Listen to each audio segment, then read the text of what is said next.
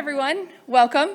Thank you so much for being here. I know that there's a snowstorm and there's also March Madness, so the fact that you committed to coming to College Pathways, I really appreciate it. So my name is Carrie Pratt, and we are going to be talking about writing the admissions essay.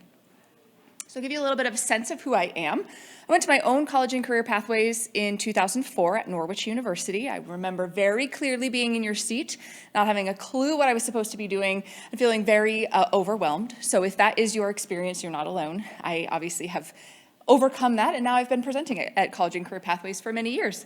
I'm an Essex High School alum, and then I went off to St. Michael's, where I got my degree in English.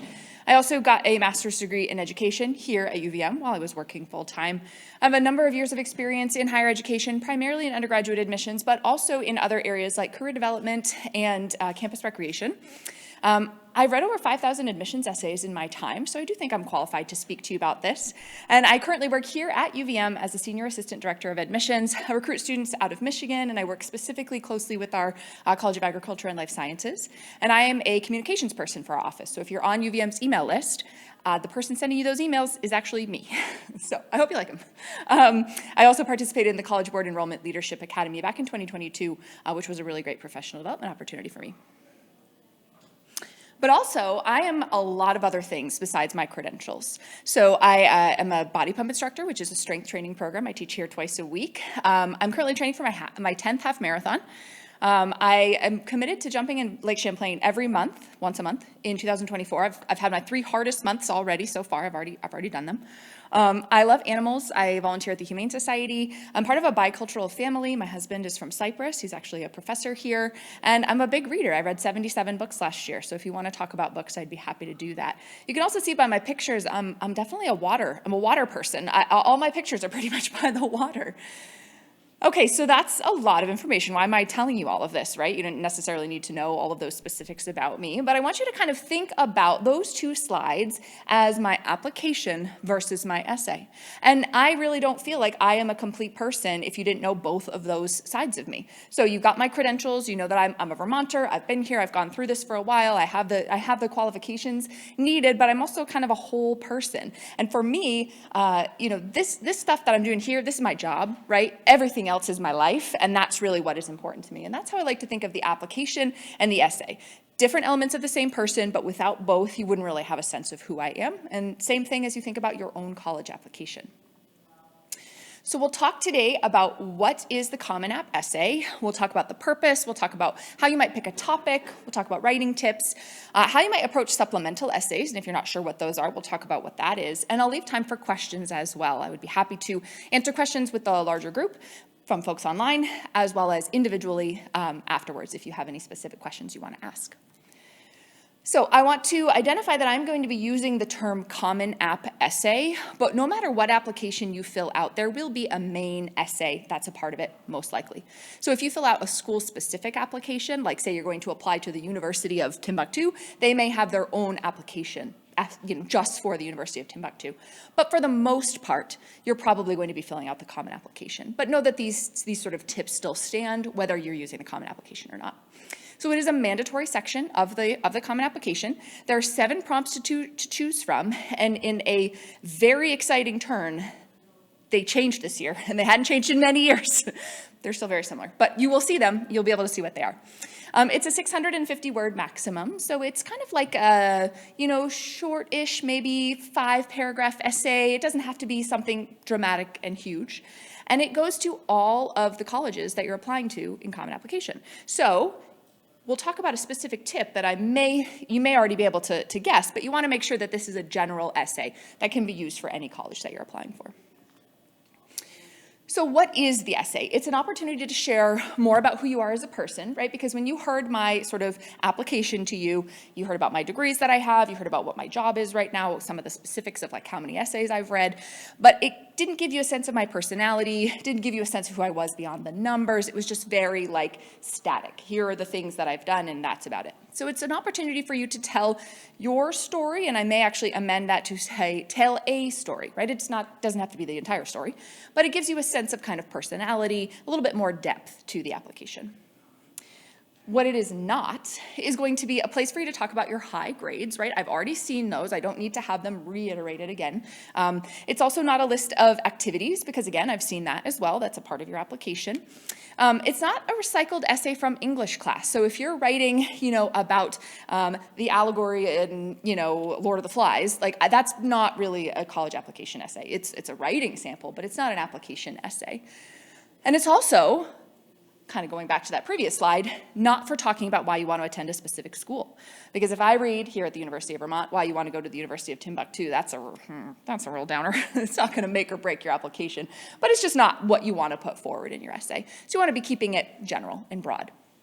And it's also not your entire life story, meaning 650 words cannot encompass your entire life story at the age of 16, 17, 18. It's just not possible. So take the idea that it has to be everything off the table. Don't worry about that, and think about a smaller slice of things being a really great application essay. So, of course, we know we don't want to listen to just one source, so we've got a couple of other quotes here. Ask your friends what they are writing, and then don't write about that. So if I had even just 1 cent for the number of essays I've read about scoring a winning goal, I wouldn't have to have this job anymore, right? So think about what is a really common essay topic that I bet all my friends are going to write. Maybe don't write that one, right? You want to tell something that's a little bit different potentially. And then the Princeton Review says that the best way to tell your story is to write a personal, thoughtful essay about something that has meaning for you. Be honest and genuine, and your unique qualities will show through. And I really want to highlight those 2 words, be honest and genuine. And I truly mean that. If you write about something that you don't feel is very interesting and exciting to the greater world, but it's interesting and exciting to you, that's going to be a really good essay, I can promise you. So we're going to be talking about kind of 2 different things that you'll be thinking about here. You'll be thinking about the topic of your essay, and you'll be thinking about the prompt that you're following. And I want you to break those 2 things apart, which is why I want to talk about the topic of your essay before I actually show you what the prompts are. So you could take a look, if I did this the other way, you could take a look at the prompts and then try to be like, what could I write for that prompt? Or what could I write for that prompt? But I encourage you to think about what is a topic that I'm excited to write about, that it makes me feel like I want to write this essay. What is important to you? What are your key moments or a key moment? What do you want the person reading your application to know about you? What would your application be incomplete without? Those are the things I want you to start to think about. And maybe if you have a piece of paper in front of you or you have a little kind of filing cabinet in your brain you want to think of 2 or 3 things that you could potentially write about. So for me, off of my list of things that I told you about as my essay, maybe I would write about a book that I read that kind of changed the way I think. Or I could write about why I'm running a 10th half marathon after numbers 1 through 9, I said I would never do it again, right? That could be a potential topic for an essay. So if you think about what your topic might be, then we can find our way into the topic through the prompts. Because probably if I wrote an essay about why I love reading, it would be 1,000 million words as opposed to 650. So I might want to use the prompt that you'll see in a second here as a way to find an inroads into my topic. This is just a suggestion for a strategy. It doesn't have to be what you do, but I think it's a good idea to think about what is it that I want to write about broadly before I think about what angle I might take into it. Which prompt might take your writing to the next level? So for example, you could tell me just this kind of long narrative about something that was really important to you, but one of the topics might actually ask you to think about that experience in a slightly different way and actually enhance your writing a little bit as you think about writing about that topic. And it also might encourage you to address something that you haven't thought to address. So for you, it might feel very straightforward. I know that I really want to be a doctor, and here is why. But the topic may actually help you to think a little bit more about some of the other more interesting ways that you could potentially write about that sort of semi-straightforward feeling thing. So the Common App essay prompts, they're available on the website. They're the 2024-2025 prompts. And you'll see they're quite generic. Not generic, they're quite general, I should say. So for example, the first one, STEM students have a background, identity, interest, or talent. So that encompasses a lot of things. And then the question is, they believe that their application would be incomplete without it. Please share your story. So please tell us more about one of these things. So you could probably, if you have an idea of a topic in your brain, you could probably find a way into that topic through that very first essay prompt. Same thing about lessons that you learned from an obstacle or a time that your thinking was challenged or questioned. something that surprised you, something that is an accomplishment, but you didn't necessarily realize that it was going to spark personal growth. There's so many inroads through these pretty general topics that can help you think about what you would like to write about in a slightly different way. I really like the one that says, what is something that you find so engaging that it makes you lose all track of time? I love that. I would love to read an essay about what makes you lose track of time. I think that's so fascinating.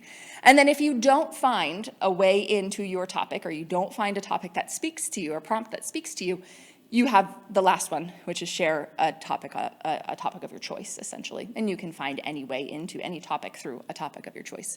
So when I read an application, I would not say, it does show at the top, like you sort of self-select like which topic you're answering, like, oh, I'm doing number 2 or I'm doing number 7, whatever. But that's not something I read, or I don't say like, did they answer the question or anything like that. It's definitely not that. So choosing that prompt is going to help you as opposed to being a tool for me as your reader. So the biggest question that I get asked when I say what my job is or that I'm doing this type of a presentation is, well, what does an admission counselor want to read? And unfortunately, there is no answer to that. So you can't worry about that, right? Because I'm different from the presenters that were here before me and the presenters that are down the hall and the admissions counselors who live in California, right? Like, we're all different. This is a career that we all do for very different reasons. So what I want to read is what you want to write, and just being yourself. And so, that might feel like, oh man, she's just saying that. No, I'm truly not saying that, just saying that. When I read hundreds and hundreds and hundreds of essays a year, if there was one specific topic that I wanted to read about, that would get super boring, right? Like, I don't want to just read the same thing again and again, even if I like it. Like, even if you wrote about swimming in cold water or books or something like that, I wouldn't want to read hundreds and hundreds of essays about that. So just be you. That is the takeaway from this. Write about something that's authentic to yourself. So how does a counselor actually review an essay? So when you think about, me, there I am sitting at my desk, what I typically do is I go through and I take a look at all of the elements of the application to make sure that I have a sense of what I'm getting myself into here. So what major are you applying for if you've chosen a major? Where are you from? What high school did you go to? What kind of courses are you taking? What kind of grades did you get? So I have like a general sense of that application piece of things. And then I step into the essay. And what I like about the essay is that it can fill in gaps for me. So for example, I might be taking a look at a very, very short list of extracurricular activities. No problem with that, but it's just a little bit like, I wonder why they only listed one thing or two things. And then I read the essay and I realize it's because they have significant care responsibilities for a family member at home. And they wrote their essay about the importance of that for them. Not as an excuse as to why they didn't have extracurricular activities, but about why that was important to them. And that fills in gaps for me. I often say to people, it is my job to notice things about your application, right? So it is my job to notice an F, or it is my job to notice a short list of extracurriculars or no teacher recommendation or whatever. And then it is my job to try to figure out how to fill in those gaps. And if you help me do that, it goes a lot better, right? So if you help me fill in the gaps as opposed to make me fill the gaps in myself and be like, I wonder what happened here. Why did the student do so poorly sophomore year and then shoot right back up to their normal in junior year? What happened? It's my job to notice that, and if it's not explained, I might draw some conclusions, right? And you don't want that. You want to give me all the information that I need. So the essay, and we'll talk in a few minutes about other places that you may fill in some gaps, but the essay is going to be a great place to fill in gaps. Answer questions that I may have, maybe even before I've asked them necessarily. I also like to know, what are the key takeaways? So what is it that you've spent the most probably amount of time on your essay, or on your application is going to be your essay? What are the key takeaways from all of that time that you spent? Is it sort of an overall lesson that you learned, or is it something that you grew from, or is it sort of a downer and you're feeling like not so great, and what's the takeaway there? So neither is bad or good or better or worse, but what is that sort of key takeaway? What do you want me to know? And then also I'm looking at your writing skills. Now, to be fair, yes, I have a degree in English, but I'm not an English teacher. I'm not there to pick apart like what it is that you've written and your grammar and usage and whatever. I'm not going to be sitting there with a red pen. No. If I can tell that you put time into the essay and that you have a solid sort of college-ready writing, that's kind of the extent of what I'm looking for. I'm not going to tell you how long it takes to review an application because I think it might be a little discouraging because it's fast, right? So when I'm looking at an application, I'm going through very quickly because I have hundreds and hundreds of applications that I need to read.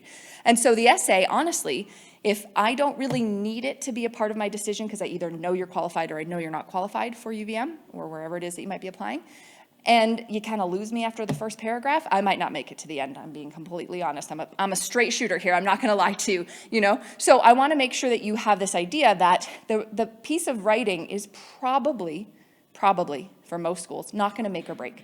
If you're academically qualified, you'll get in. If you're not academically qualified, you won't get in.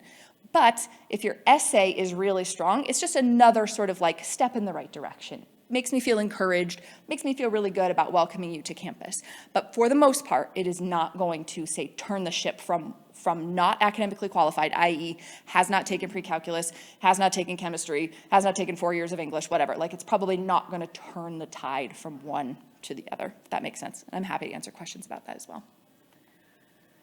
So all of this is sort of summed up in the sense of it is less important about what you write and more important how you write it. So I've read really wonderful essays about Harry Potter. I've read really wonderful essays about sports. I've read really wonderful essays about family. I've also read really bad essays about Harry Potter and sports and family, right? So there is no magic solution for you. If you put time into it and it's authentic to you, you're going to have a much better chance of having a strong essay than if you dash it off and are annoyed and don't really want to do it and don't put time into it, or you sort of forget about it, or you don't really write something that's authentic. You know, you have a lot less of a chance, let's say, of writing a strong essay if those things are true. So these are kind of my key things that I want you to think about when you're writing an essay. So if you write about just about any topic, even scoring the winning goal, basket, whatever, if you focus on one or more of these things, you're going to have a much stronger essay. If you focus on reflection, analysis, outcomes, and or learning, you will have a much, much stronger essay than if you recount the play-by-play of the game or tell me how much your life was changed by going on an international service trip or something like that. Those things could be written by you and you and you and you and you and you, everyone across the whole country and the world. But your own reflection on why that particular thing was so important, or your own comments on what you learned from something, or the analysis of a situation and why it was so helpful or important, is going to be something that not anyone else in this room could write because it's only you having that particular experience. So if you focus on reflections, analysis, outcomes, learning, you could have a sort of another way into just about any topic to really take it up kind of to the next level. So you want to make your English teacher proud. And I wouldn't put any of these tips up here if they weren't things that I had seen and experienced while reading applications. So use paragraph breaks. I definitely will read 650-word essays, which is just one big block of text on my screen, and it's hard to get through, right? It kind of gets your eyes to glaze over a little bit. So use paragraph breaks, use proper spelling and grammar. I would also encourage you not to use too much dialogue. Not to say that you can't set the scene with some dialogue, but if your whole page is all dialogue, I'm hearing more about what other people are saying than what you are saying. And I want to hear what you have to say, not what other people have to say. I would also encourage you not to use a thesaurus or any other number of things that may work as a thesaurus in today's world, so that you sound lofty or so that you sound smart. Your words are what is going to get you into college, and you are the person that is showing up on the first day. And that's just the fact of it. So I don't think there's any reason to sound, smart or lofty or like you have this great big vocabulary that you don't actually have. It's not going to serve you well in the end because you, as I said, you are the one who's showing up on the first day, not a thesaurus or any other tool you may use. And also, I would encourage you to proofread 100% and potentially have others proofread as well. Now, students, if you're sitting there thinking, okay, so my support people next to me are not the people I think can proofread my essay without, trying to change my words. It doesn't have to be a family member. It doesn't have to be a parent.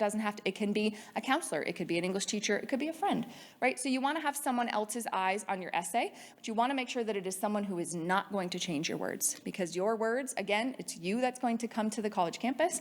So make sure that whoever you choose or the multiple people that you choose to look at your essay are not in the business of trying to change what you're saying, but maybe more just help you enhance it so that the grammar and spelling and everything is where it needs to be.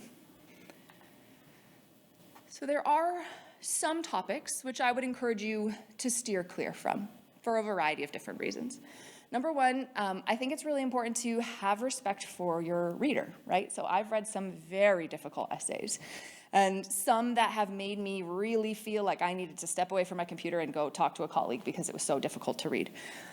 And I think there are definitely places for you to process that kind of stuff that might be happening for you in your life, but I don't think it's your college essay. So I would encourage you not to write about sort of unresolved personal traumas that might be ongoing, topics that lack sensitivity for your audience, and writing about a particularly challenging time simply because you think it will sell and not because it has a whole lot of learning or reflection or processing that has already happened. So I encourage you potentially to reach out to a trusted adult or to reach out to another service if you do need support and you need to share a story that is probably not right for your college essay. Another thing about your college essay is it may not be read for a number of weeks or months. And if you need help right now, I want you to get help right now.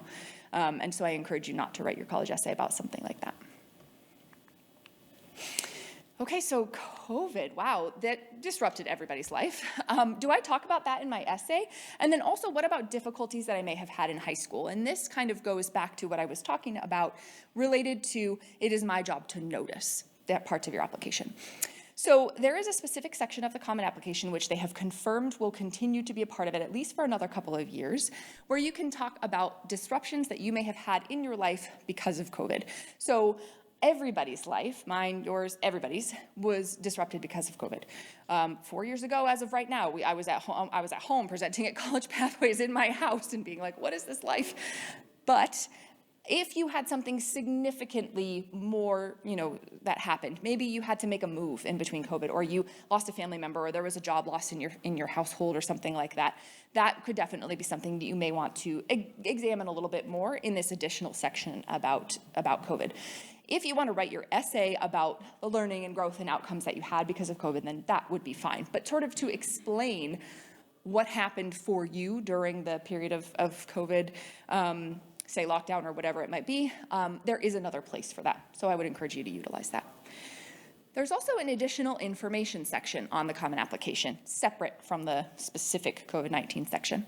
And I would encourage you to use the additional information section if you have something that you'd like to explain, but you don't want to write your essay about it, or you don't feel like you need to write your essay about it. So for example, the idea of an F in your first year PE class, right? Not going to really make a whole lot of difference, but it's going to raise a red flag for me. It'd be like, wonder what happened there.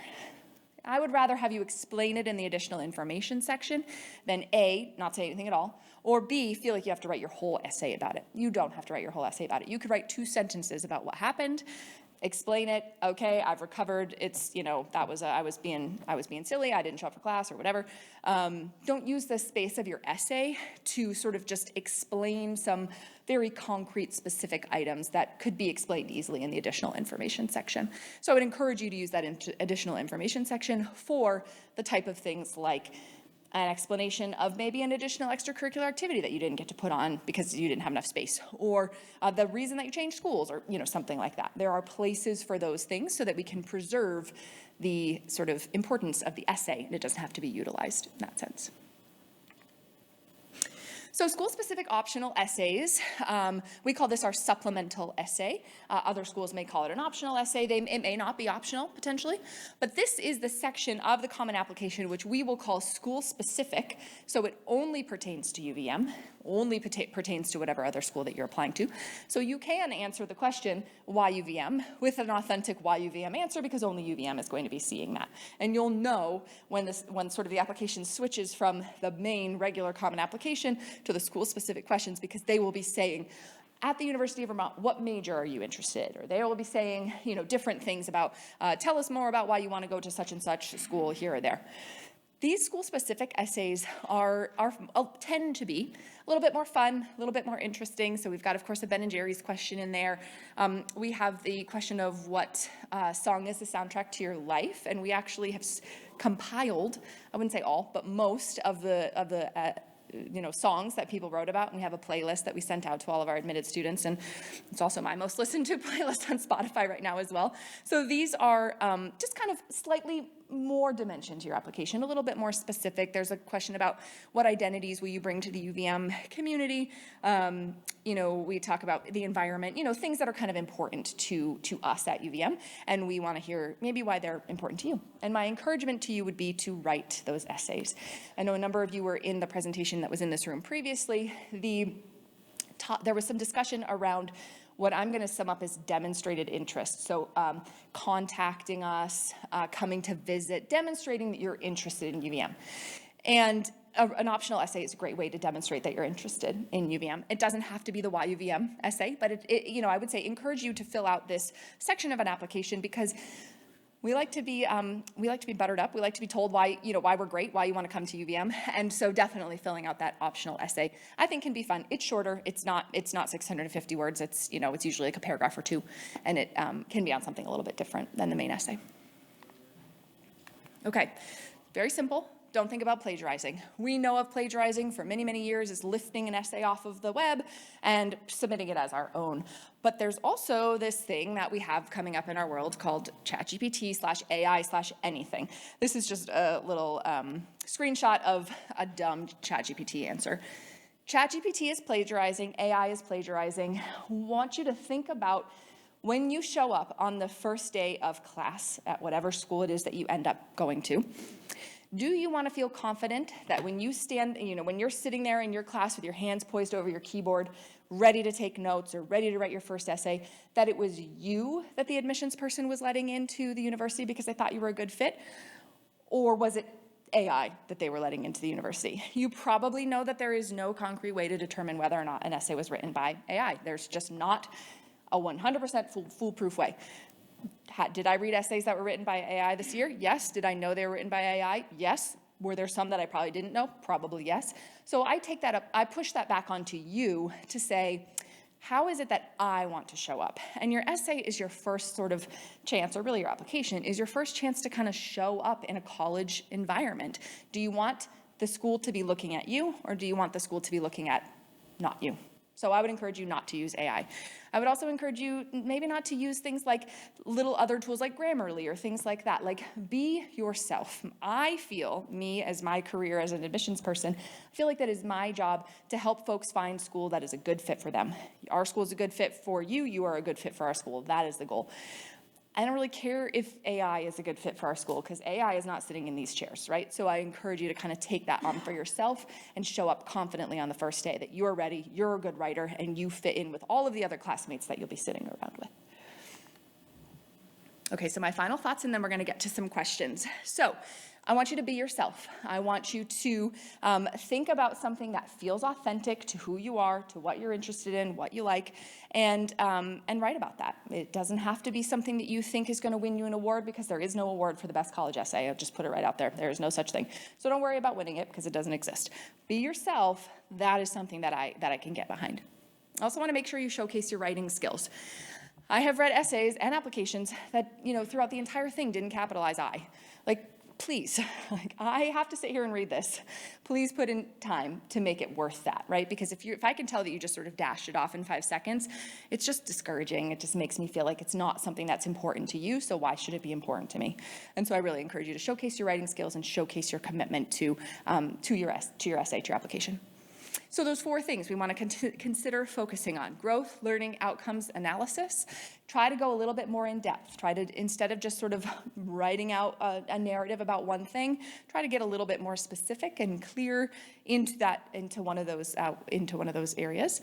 And then if all of your friends could write the same essay, consider writing something else. So again, if you're going to write about a club that you participate in, and everybody else in the club could write the same essay about the experience they've had with the club, not to say you shouldn't write about the club, but I want you to think about another way of diving into your experience with that club that nobody else could write, right? And I don't mean to say nobody else as if it has to be the most unique thing in the world. That's not what I mean at all. What I mean is I want it to just take that one step further that can actually bring it to another level, as opposed to something that is generic, let's say. So I'm going to have an opportunity for questions. If you do have a question, we'll ask you to use the mic so that the folks online can hear. And I would be happy to answer questions about anything. It could be anything you learned today that you're kind of like, have this question and I'm not sure where else to ask it, or about essays as well. I would be more than happy to engage in that conversation. I do have a question from our Zoom people. The question is, do you have a suggestion for a collection of variety or model essays? It would be nice to see a wide range of examples. Yes. So if you, on the VSAC website, I put some, some links forward that, you could look at as resources. I believe they have sample essays there. I don't personally have a group of sample essays because I don't want people to feel that they have to fit into a certain box because there's so many different things.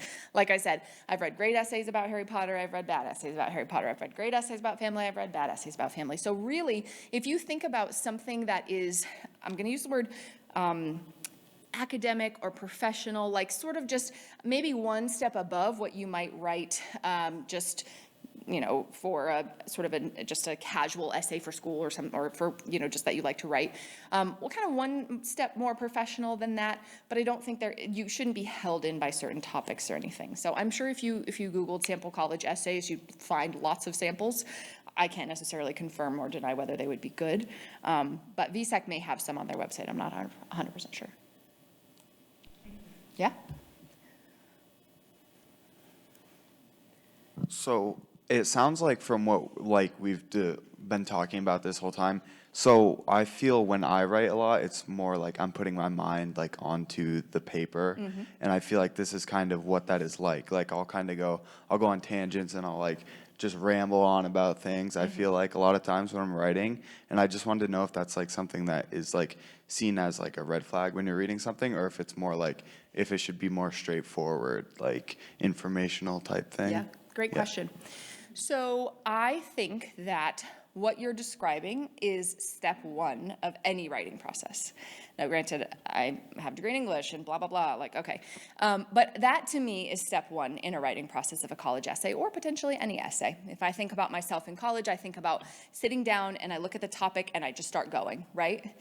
But after that's over, I don't close the computer and say it's done.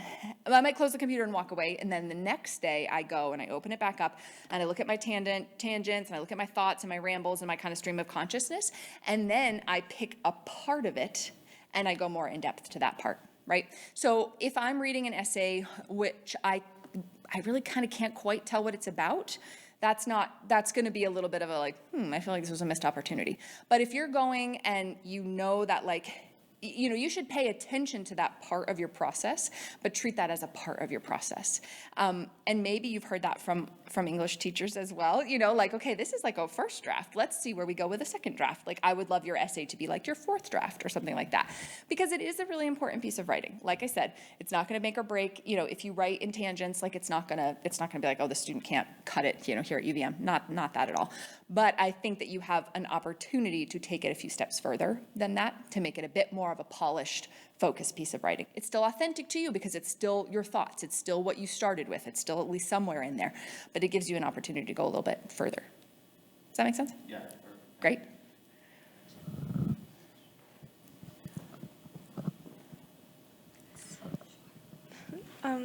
Do you have any other small tips about finding what to write your essay about?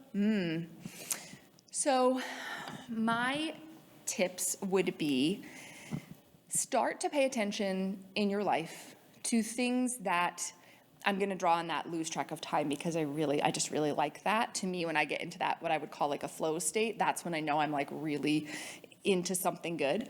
I would start to pay attention to the times when you feel that, when you start to feel and this is kind of I sort of hate this because it's true and I hate that it's true. When do you not remember that you have a phone, right? For me, it's when I go home to my family. I go home for family dinner every Sunday night in Essex. I don't pick up my phone the entire time I'm there. I literally forget. I forget that I would check my phone if I was at home. I just got chills. That would be a great topic to write about, because that time is so important to me and my life and how I kick off my week and all of that stuff. So when do you get into that flow state? When do you forget that you have when do you not feel distracted? It could be, something at school that like everybody else sort of blows off and doesn't think is a big deal, but you really like it, and you're like a little embarrassed to say that you really like it, that would be something great to write about. So I would say try to find small stuff, right? I was on a panel where the admissions counselor next to me spoke about how one of her favorite essays from this past year was about a student writing about their pursuit for their favorite cup of coffee in the city that they live in. And they talked about their city in terms of these different coffee shops that they went to and why they liked one versus another, right? And like how that, I don't want to say that's mundane because it's really not, but like a lot of people drink a cup of coffee every morning, but they took it somewhere different. So start paying attention to small things.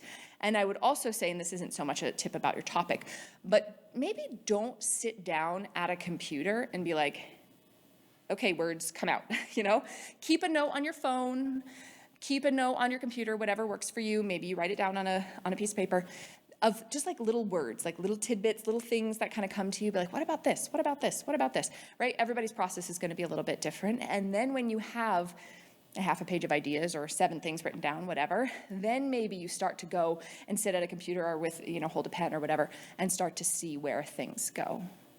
Is that helpful at all? Okay, great. I think we had a question here. Did you have a question? I did, but I'm rethinking it. My question was surrounding the importance of the essay. The importance, yeah. And how, do you think that that's kind of across the schools? Sure. Yeah, I'm happy to speak about that. So the question is, so I made some comments about the importance of the essay. Do I feel like that stands across all schools, or is that more of a unique thing?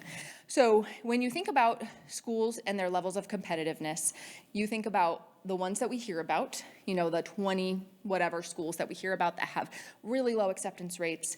For those schools, my guess is not every student, most of the students who apply are going to be more than capable and also very qualified, very competitive. And so they have to kind of start splitting hairs somewhere. And the essay probably is going to be a place where they may do that. But if you have a school that you're applying to, like a UVM, or like most, I think probably all, maybe except Middlebury, of the schools in Vermont, you're going to be finding schools that are going to be looking for students who are going to be a good fit academically. Have they taken the courses that they need? Have they done well? That sort of thing. And if the answer to that is yes, it's going to be an admit. And if the answer to that is no, it might be a less favorable decision, maybe a wait list, maybe a defer, maybe a deny. And the essay can add dimension, but it's not going to flip one to the other. So and the reason I bring that up is because I want to be really honest and transparent and say, when I read applications and then I'm not sure what the decisions should be, I send it on to the committee, which is a group of my colleagues and I, who sit around and we talk and we try to figure it out. There's a really strong essay or some other kind of like piece of information that I have gleaned from the application, I'm going to be a lot more likely to speak up and say, I think this student can do it, and here is why. I know that their math progression isn't necessarily what we're looking for, and it is a red flag for me, but let me tell you what about the student I want to fight for. If the essay isn't really great, there's some kind of stuff where I'm like, oh, this isn't, this is all sort of meh. It's not going to be as easy for me to fight for that student. So in particular situations, what we call at UVM kind of casually the murky middle, the middle where it's kind of like, oh, could be yes, could be no, we're not sure, that's where the essay could potentially make a difference. But if you've got all A pluses and all APs, I might not read your essay. And if you have all Fs, definitely not going to read your essay. But if for everybody else, because that is those are the margins. For everybody else, it could play a part and potentially make me want to fight for you. I told you I'm honest. I'm going to be real honest with you. What other questions? Right here. At the risk of information overload, you've got the essay. Yeah. You've got the supplemental essay. We heard in the last presentation that it's important to kind of stay in touch with the admissions folks. Where do those communications go? Are they in a file? The same with the application? Is Yeah. that all together? Yes. So in the previous presentation, you heard my colleague Sally talking about how we get everything virtually, electronically, which means we look at everything electronically. We have a system that we input all sorts of notes into. So if a student, reaches out to me, I copy and paste what they say. I make a few notes and say, oh, I wrote back to the student. I told them I hope they come visit, whatever. And that is right there in the application. So it's sort of like in this comments section, basically. And, just to be a little bit more clear around the engaging back and forth with the admission counselor, that's like a once or twice kind of a thing. That's not like an every, you don't have to be, trying to, yeah, exactly. You would be surprised at some of the things, I think that it's a great idea to, reach out always when you have questions. It's a great idea to reach out and express your interest in the school before you apply. And then it is a very good idea to reach out if you get put on a wait list or you get deferred, then 100% reach out. But yes, it's usually just sort of like, and it's all viewed sort of the same. Have you visited virtually? Have you visited in person? Have I heard from you? That kind of stuff. It's all kind of in the application together that we look at all together at the same time. So, yeah.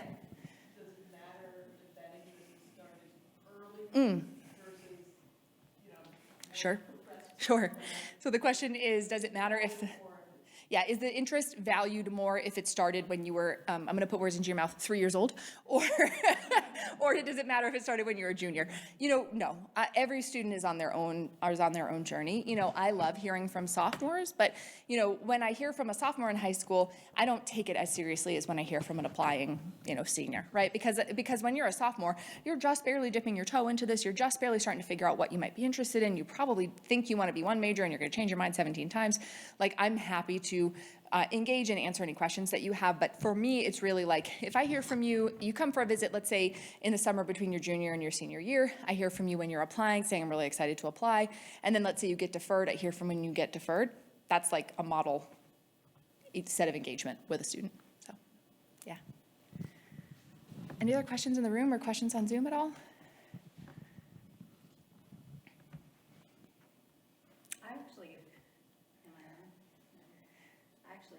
Sure. So I have dual roles today because I have a daughter who's a junior in high school, and she got the opportunity last year to study abroad, or go, not study abroad, but actually, a school trip. Yeah. So I'm sure you get millions of students because it's life-changing, Absolutely. So how do you, and I was thinking about the clubs that you were saying, if everybody that was on the trip can write the same thing. So any thoughts about how to make it? I remember that she felt the food was so fresh and, I'm not going to put words in her mouth, but Sure. she's going to be asking and I'll, anyway. Yeah, so I think that if you could write the essay, we're going to just use this international trip example. If you could write the essay on the day that you returned and turn it in like that, probably not a super strong essay, right? Because it's sort of like I'm high on the trip, and I am a traveler as well. Like, obviously, from my essay that my husband is from abroad and we travel a lot. But if I could write about something on the day that I got back, it's probably not a super impactful essay because, like you say, the entire trip could probably write the same thing. We get into this little bit of groupthink where everybody's saying I came here because I wanted to help people, but you know what? It actually helped me. Please, no. But what about the trip that you went on 6 months ago and it's just kept being present for you? And the food was so fresh and you could just pick it right off the tree. And now I think I might want to be a food systems major because I want to understand more about food deserts and why there are certain places in Vermont or in Detroit or whatever where you can't get fresh food. What is that about? There's an essay, okay? Now, if you're like, oh boy, I don't have that, that's fine. But you probably aren't going to be writing about the international trip, possibly.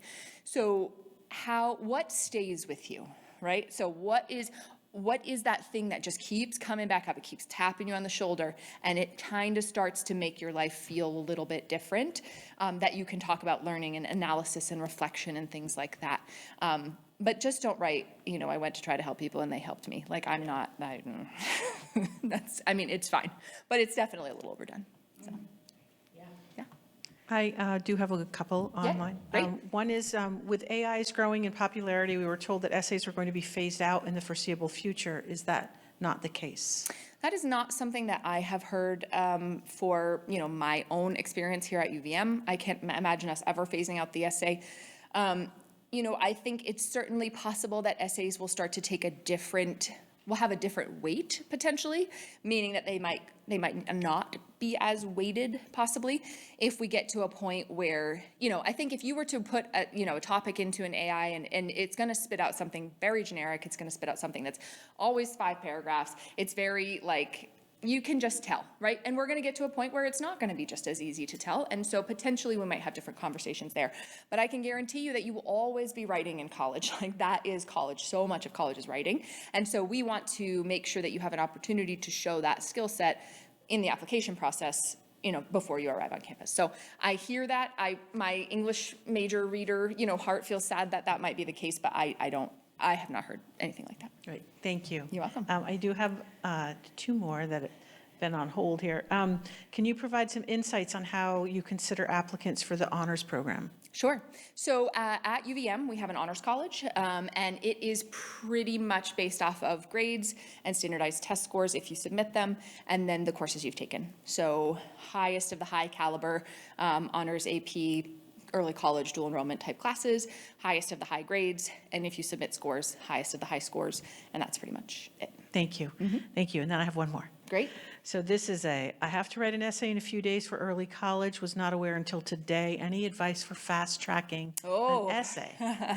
Okay, so I know I said that you shouldn't, let's say, use a recycled essay from English class, but I am going to, in the rarest of occasions, offer you a suggestion of what have you written about previously that you could potentially expand on or change or grow to fit the topic. And so sitting in front of that blank screen is never going to feel good, never going to give you inspiration. So where have you found inspiration previously that you could potentially draw from? That would probably be my biggest suggestion, to do something kind of quick. Thank you. I'm really happy to hear you say that, because that's kind of what I was like, is there anything you can repurpose? Yeah, Anything you totally, can retool? Totally. Okay, good. Right, and you know that you can, plagiarism, you can plagiarize yourself, right? I don't think in this particular situation you're going to get in trouble for plagiarizing yourself, but let's say in college you get into a class and you have 2 classes that end up being quite similar. If you submit the same paper from class A to class B, that's plagiarizing yourself. So just be thoughtful in the sense of let's change it a little bit, but what have you already gotten your head wrapped around that you could potentially change or expand a little bit and submit a little bit more quickly. You're welcome. It's true. It is true. So being respectful and thoughtful of time, I appreciate you all coming here. I'm going to get you home safely, I hope. It looks like it's still snowing a little, so please drive safely. I will be available should you have any individual questions. I would be more than happy to just meet you or say hello. And you can also email me at any time, whether you're considering UVM or not. Just a fellow Vermonter who loves this stuff. So thanks for being here. Appreciate it. That was helpful. Great. Thanks.